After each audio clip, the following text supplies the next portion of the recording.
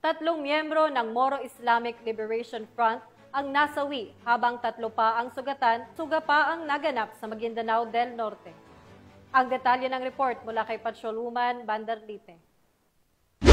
Tatlong miyembro ng Moro Islamic Liberation Front ang nasawi habang tatlo pa ang sugatan sa engkwentro sa Barangay Linantangan, Sheriff Saidona Mustafa nito lamang may 11 na Agosto taong kasalukuyan.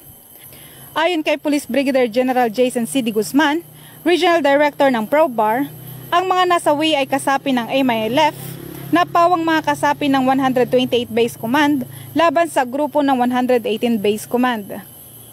Batay sa investigasyon, pasado alas 8 ng umaga nang nasabing petsa na magkasagupa ang grupo at sakay umano ng tatlong minivan ang grupo ng 128 Base Command patungong Pimbalkan, Mamasapano, ngunit pagdating sa nasabing barangay ay pinaputukan sila ng makasapi ng 118 Base Command.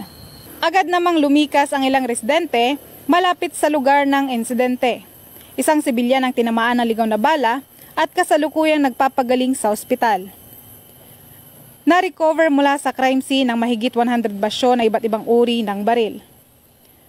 Patuloy ang koordinasyon ng mga otoridad sa pamunuan ng MILF upang maiwasan ang panibagong tensyon, mapanatili ang kaayusan sa lugar at matiyak ang kaligtasan ng mga sibilyan.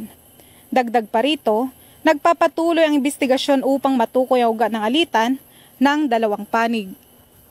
Mula rito sa Rio ng Bangsamoro, ako ang iyong PNN correspondent, Patroluman Angela Bandarlite, alagad ng batas, taga-taguyod ng Balitang Pulis.